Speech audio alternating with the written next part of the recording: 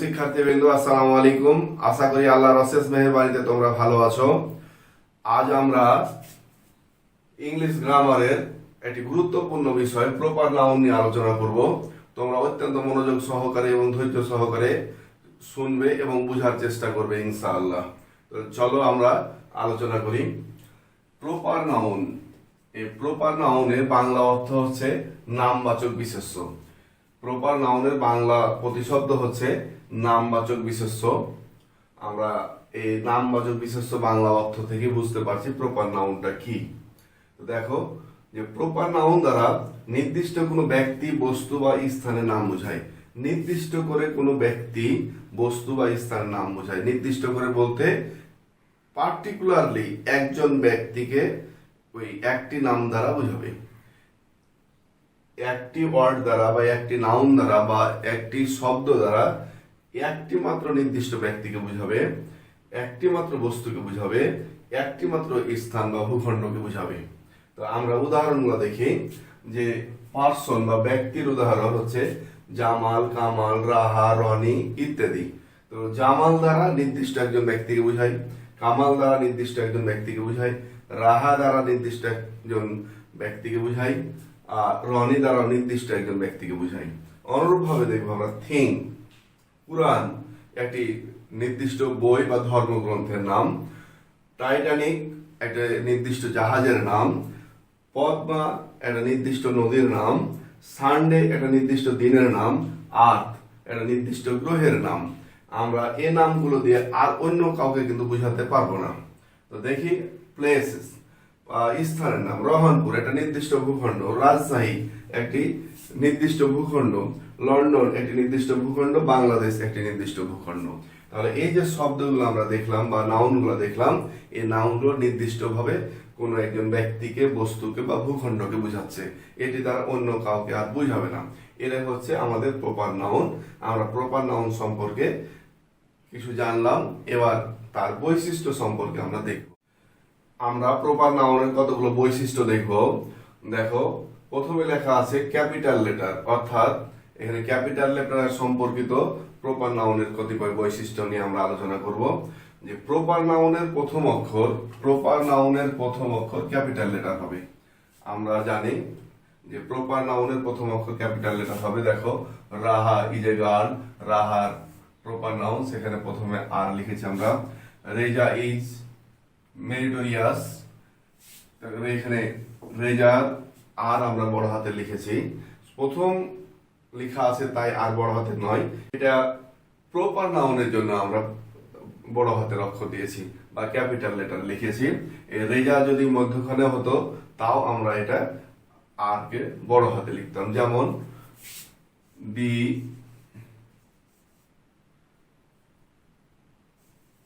পদ্মা, এখানে পিটা বড় হাতে লেখার কারণ হচ্ছে যে পদ্মাটা হচ্ছে আমাদের প্রপার নাউন আর প্রপার নাউনের প্রথম অক্ষর হচ্ছে ক্যাপিটাল লেটার।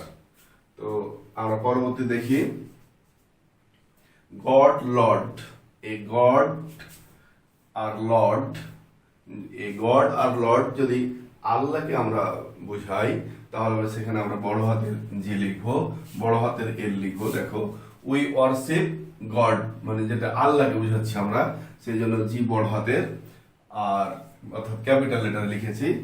আর যদি এটা ছোট হাতের অক্ষরে হয়, এল যদি ছোট হাতের অক্ষরে হয় বা স্মল লেটার লিখি আমরা, তাহলে পরে দেখবো যে এগুলো দ্বারা গড দ্বারা দেবতা এবং লর্ড দ্বারা জমিদারকে বোঝাবে। তাহলে পরে দ্য হিন্দুজ ওয়ারশিপ গডস, তারা কি করে, হিন্দুরা কি করে, হিন্দুরা উপাসনা করে কার, দেবতার। তাহলে পরে দেখো এখানে আমরা গড লিখেছি, অর্থাৎ আমাদের আল্লাহ এক এবং তারা বহু দেবতার পূজা করে কিন্তু।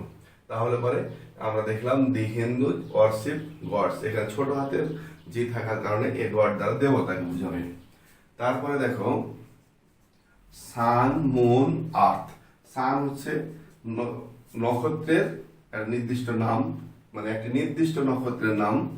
মুন হচ্ছে একটি নির্দিষ্ট উপগ্রহের নাম, আর আর্থ হচ্ছে একটি নির্দিষ্ট গ্রহের নাম। তাই এরা তিনজনই হচ্ছে এখানে প্রপার নাউন, যেটা একটা নির্দিষ্ট ভাবে একটি নক্ষত্র, একটি উপগ্রহ, একটি গ্রহকে বোঝাচ্ছে, তাই এরা প্রপার নাউন। যদিও এরা প্রপার নাউন, কিন্তু এদের প্রথম অক্ষর আমরা ক্যাপিটাল লেটারও লিখতে পারি, স্মল লেটারও লিখতে পারি। এই তিনটির আমাদের নক্ষত্র, উপগ্রহ এবং গ্রহের বৈশিষ্ট্য হচ্ছে কি, যে তাদের সামনে দি বসবে, তাদের পূর্বে দি বসবে, কিন্তু তাদের প্রথম অক্ষর ক্যাপিটাল লেটারও লিখলে হয়, স্মল লেটারও লিখলে হয়। সাধারণত আমরা স্মল লেটারে লিখে থাকি, যে দি সান, এই যে the moon, the sun rises in the east, আর দি মুন লুকস নাইস। তো আমরা দেখলাম তিনটি বৈশিষ্ট্য ক্যাপিটাল লেটার সম্পর্কিত। প্রপার নাউনের আমরা আর্টিকেল বা দিক সংক্রান্ত আর কতগুলি বৈশিষ্ট্য আমরা দেখব। দেখো, যে প্রপার নাউনের পূর্বে সাধারণত আর্টিকেল বসে না। প্রপার নাউনের পূর্বে সাধারণত আর্টিকেল বসে না। Kamal is a wise man, এখানে কামাল, যে আমরা কামাল লিখেছি, তার পূর্বে কোনো আর্টিকেল নাই।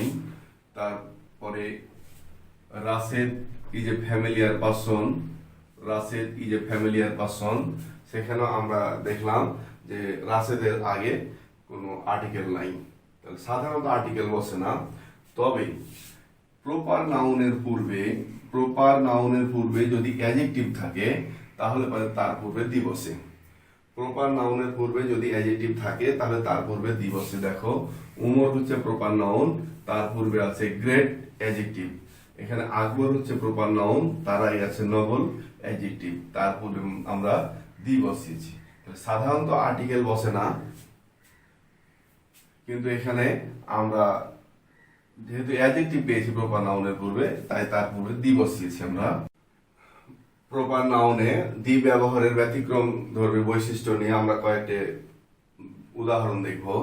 দেখো, নদী, রিভার একটি কমন নাউন, কিন্তু ওই রিভার গুলোকে যখন নির্দিষ্ট নাম দিয়ে প্রপার নাউন করা হয়, যেমন যমুনা, পদ্মা, মেঘনা ইত্যাদি যখন দেওয়া হয়, তখন সেগুলো প্রপার নাউন হিসাবে আর্টিকেল বা দি বসার কথা নয়। কিন্তু নদীর নামের কারণে আমরা এর স্পেশাল একটা বৈশিষ্ট্য হিসাবে তার পূর্বে দি দিব। যেমন the Jamuna is a long river of Bangladesh. তারপর দেখো যে সাগর, সি একটি কমন নাউন, কিন্তু যখন তার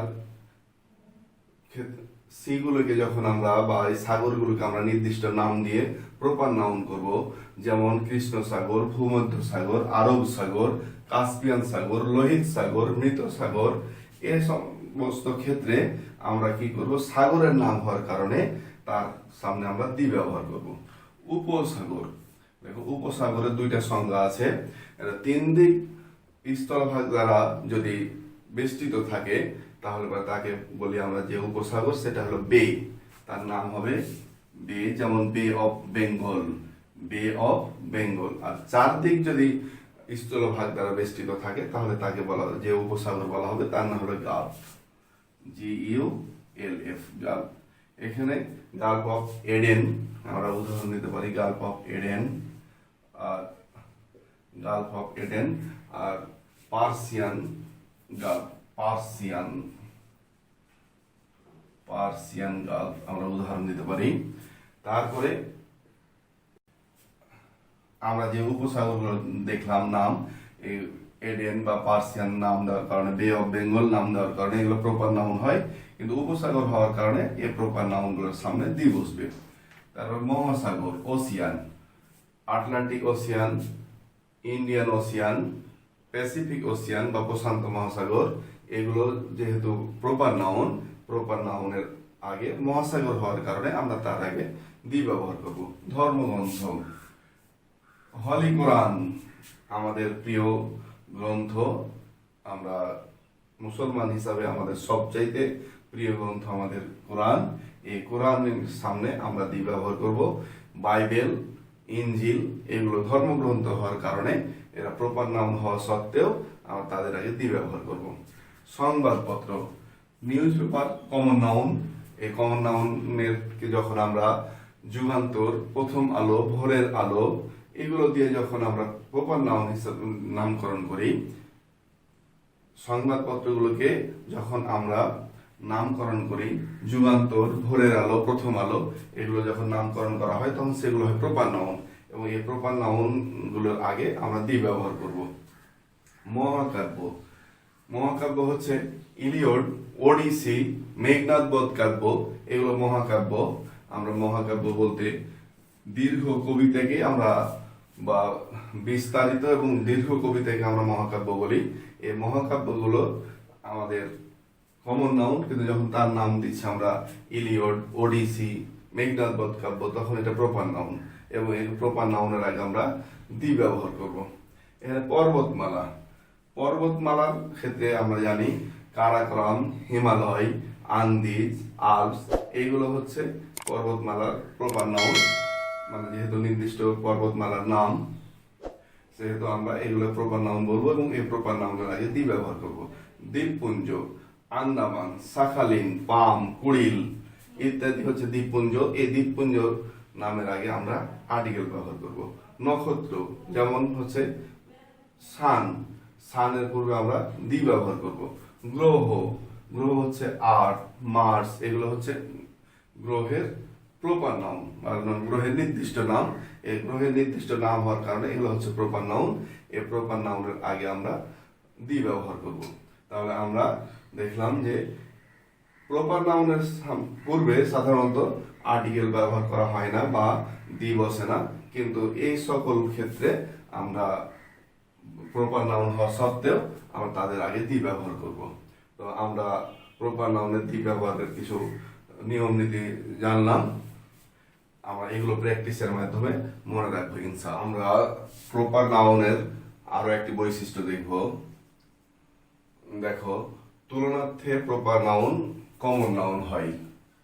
এখানে তুলনার্থে কথাটার অর্থ হচ্ছে যে যখন কোনো একজন মানুষ তার কোনো একটা বিশেষ বৈশিষ্ট্যের কারণে বা বিশেষ কর্মের কারণে যখন ফ্যামিলিয়ার হয়, পপুলার হয়, আমাদের কাছে স্মরণীয় বরণীয় হয়, তখন তার সেই কর্মকে অনুসরণ করে যখন অন্য আর একজন মোটামুটি ভাবে সে বৈশিষ্ট্যগুলা আয়ত্ত করে বা সেই কর্মগুলি করতে থাকে, সম্পাদন করতে থাকে, সেই কর্মগুলি সম্পাদন করতে থাকে, তখন তাকে আমরা ওই স্মরণীয় বরণীয় ব্যক্তিত্বের সাথে অনেক সময় তুলনা করি, এবং তুলনা করার সময় আমরা তাকে এভাবে বলি যে ইউ আর এ নজরুল আইসি, অর্থাৎ তুমি যেন নজরুলের মতো হয়েছো। তো এখানে নজরুল হচ্ছে একজন বিখ্যাত কবি, আমরা সবাই জানি। নজরুল ইসলামকে আমরা চিনি না এমন শিক্ষিত লোক খুব কমই পাওয়া যাবে, হয়তো বা পাওয়াই যাবে না। তো সেই নজরুলের সাথে আমরা তুলনা করছি ইউকে। কেন তুলনা করছি? যে নজরুলের যে লেখনের শক্তি ছিল, আমরা এই ইউ এর মধ্যে কিছুটা তা উপলব্ধি করছি, তাই ইউকে নজরুলের সাথে তুলনা করছি। তাহলে পরে এইভাবে যখন কোনো একটা প্রপার নাউনকে তুলনার্থে ব্যবহার করা হবে, যার সাথে তুলনা করা হবে, যার সাথে তুলনা করা হবে, অর্থাৎ সেই স্মরণীয় বা বরণীয় ব্যক্তিত্ব, ফ্যামিলিয়ার বা পপুলার ব্যক্তিত্বের সাথে তুলনা করা হবে, তার আগে আমরা দেখব আর্টিকেল বা ডিটারমিনার থাকবে। তার আগে আর্টিকেল বা ডিটারমিনার থাকবে। তখন আমরা সেই প্রপার নাউনকে আমরা কমন নাউন হিসাবে বিবেচনা করব। তো আমরা দেখলাম যে তুলনা করার সময় প্রপার নাউন কমন নাউন হয়ে যায়, এবং এই সময় আমরা দেখব সেই প্রপার নাউনের পূর্বে আর্টিকেল থাকবে বা ডিটারমিনার থাকবে। তো তাহলে পরে আমরা উল্টা ভাবে যদি বলি যে কোনো প্রপার নাউনের সামনে যদি আমরা আর্টিকেল দেখতে পাই, কোনো প্রপার নাউনের সামনে যদি আমরা আর্টিকেল দেখতে পাই বা ডিটারমিনার দেখতে পাই, বা প্রপার নাউনের শেষে যদি এস বা ইএস যুক্ত দেখতে পাই, তাহলে পরে সেই প্রপার নাউন আর প্রপার নাউন থাকে না, সেটি হয় কমন নাউন। তো আমরা চলো দেখি উদাহরণগুলোর মাধ্যমে আমরা এটি আরো ক্লিয়ার করব ইনশাআল্লাহ। ইউ আর এ নজরুল আইসি, এখানে নজরুলের সাথে তুলনা করা হচ্ছে ইউকে, এবং এখানে আমরা নজরুলটা আগে দেখেছি, এ আর্টিকেল বসেছে, সুতরাং এই নজরুল হচ্ছে আমাদের এখন কমন নাউন। এবং ইউ, এখানে ইউ যদি কোনো ব্যক্তির নাম বসা থাকে ইউ এর ক্ষেত্রে, তাহলে সেটা হবে আমাদের কাছে প্রপার নাউন। আমরা 2 নম্বর উদাহরণটি দেখবো। দেখো, Salim is the Sakib of Rohanpur. দেখো যে সাকিব বাংলাদেশের একজন বিখ্যাত ক্রিকেটার। আমরা রহনপুরে সেলিমকে দেখেছি তার অনুসরণে কিছুটা খেলতে বা তাকে অনুসরণ করতে, তাই আমরা সেলিমকে বলছি রহনপুরের সাকিব। অর্থাৎ বাংলাদেশের গৌরব যেমন সাকিব, ঠিক রহনপুরের গৌরব হচ্ছে সেলিম। তাই সেলিমকে সাকিবের সাথে আমরা তুলনা করেছি। এখানে দেখো যে সাকিবের নামের পূর্বে এখানে দি দেওয়া আছে, অর্থাৎ আর্টিকেল দেওয়া আছে। আমরা দুই দিক থেকে দেখব, তুলনা করার ক্ষেত্রেও দেখছি আমরা যে সাকিবের সাথে সেলিমকে তুলনা করছি, সেই ক্ষেত্রে এটি আর প্রপার নাউন থাকবে না, এটি হবে কমন নাউন। আবার আরেকটা পরিচয় দেখছি যে তার পূর্বে আছে দি, সুতরাং সেখানে আমরা আর প্রপার নাউন বলতে পারবো না, আমরা এটাকে বলবো কমন নাউন। আর সেলিমের সামনে আমাদের কোনো আর্টিকেল নাই বা কোনো ডিটারমিনারও নাই, সুতরাং সেলিম এখানে প্রপার নাউন। তারপর দেখো 3 নম্বর উদাহরণ, দেয়ার আর 3 হাসানস অ্যাট আলীনগর।